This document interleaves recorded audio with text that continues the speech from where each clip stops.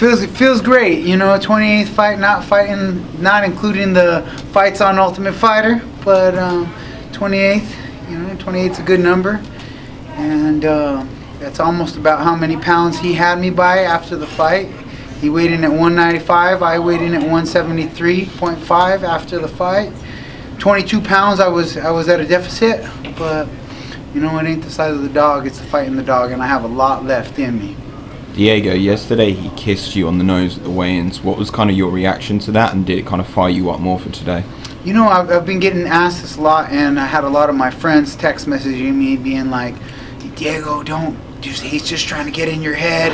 He's just trying to get in your head. Just stick to your game plan. And I was like, honestly, he did me a favor.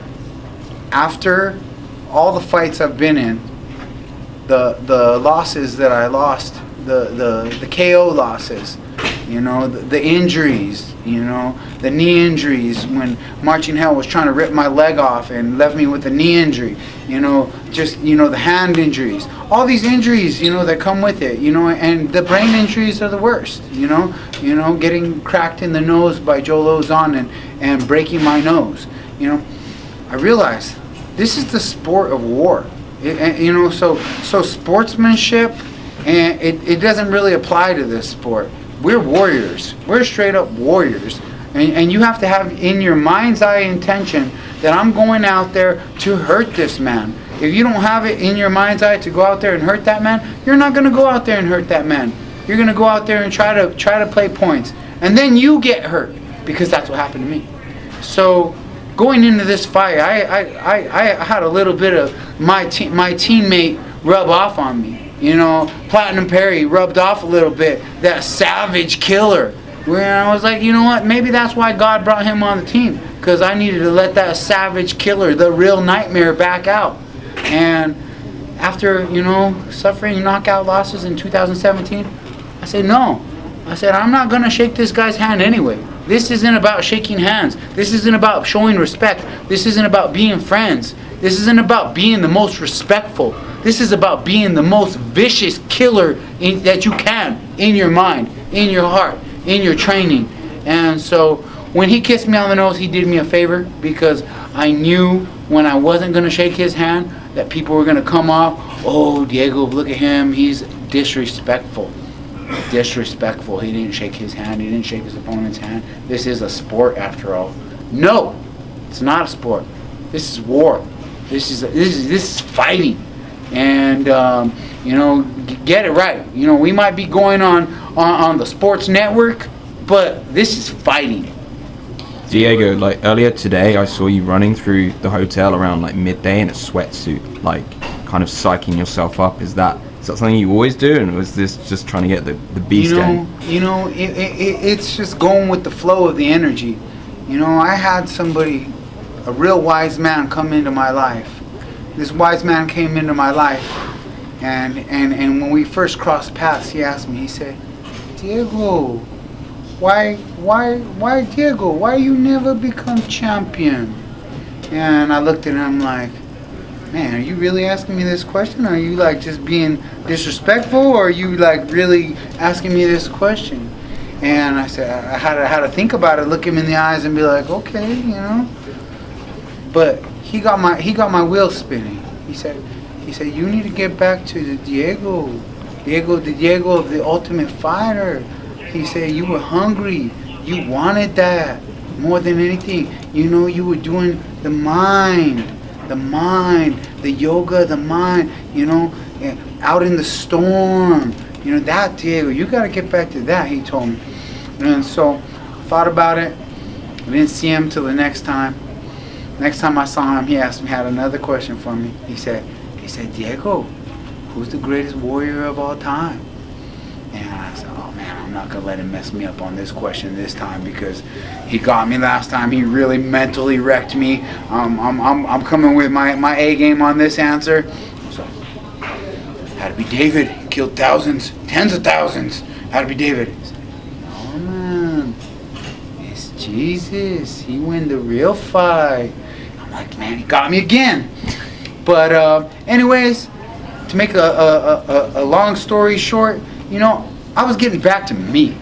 me being Diego, call me the Zen master, call me the nightmare, call me the yoga, call me whatever you want. The reason why I've been able to stick around so long in this sport is because I am an adaptive man. I continue to adapt. I've continued to keep the mind open to different ways of how can I anti-age?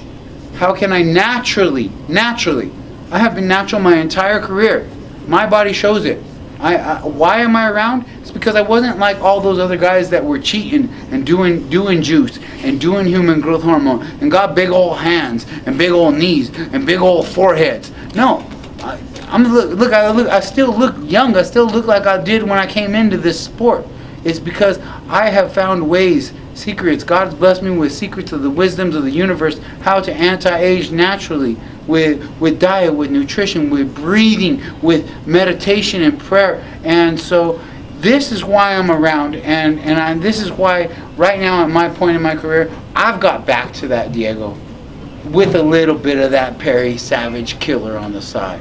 Who was that wise man? Was it Mike Perry? No, the wise man. The wise man was not Mike Perry. The wise man's a good friend of mine. His name is Jonas, okay. and he's a come and kind of go. He's from Nigeria. He's an African Rasta man, but he really is a wise man. And if he don't even watch none of this, so he won't even he ain't even gonna see this. Maybe someone tells him. I think all he got is Facebook, so maybe if he sees it on Facebook. Diego, I mean, you mentioned Mike Perry. You're an OG of the Jackson Wink Gym. Was it difficult for you just seeing all the back and forth that has been going on? You know what? It has been. It has been a little difficult, just because I was so hyper focused on Craig White. And all of this happened within 10, 11 days before the fight with Craig. And me being a team captain and the real true OG, the one that started this, I started it. I opened the door to UFC, to Greg, to the original Jacksons before Cowboy was ever around. I heard in an interview, Cowboy say, yeah, Diego left. Yeah, I left for 2 years. But when I left, I had a meeting with Greg. I sat down with him and I said, Greg, I'm gonna go to California for a couple of years. I'm gonna leave the team. I don't feel, my heart says, I didn't feel what was going on at that point.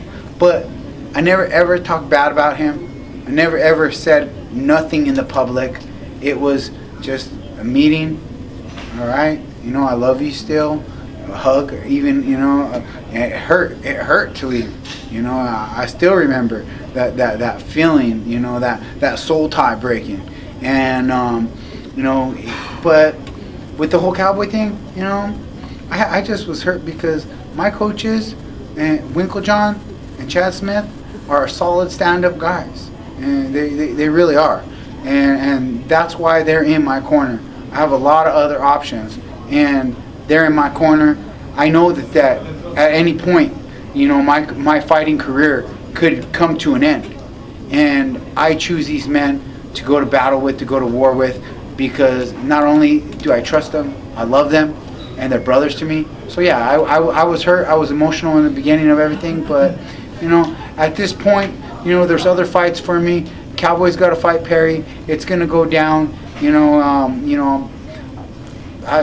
gonna watch, and I'm gonna help Perry train, be that good wisdom motivator for him, because he's a little bit on the wild side. He needs a little bit of someone that was on the wild side, that realized the wild side only gonna crash and burn eventually if you live on that wild side for too long. So I'm looking to be that good influence in his life and help him get ready for his fight with Cowboy.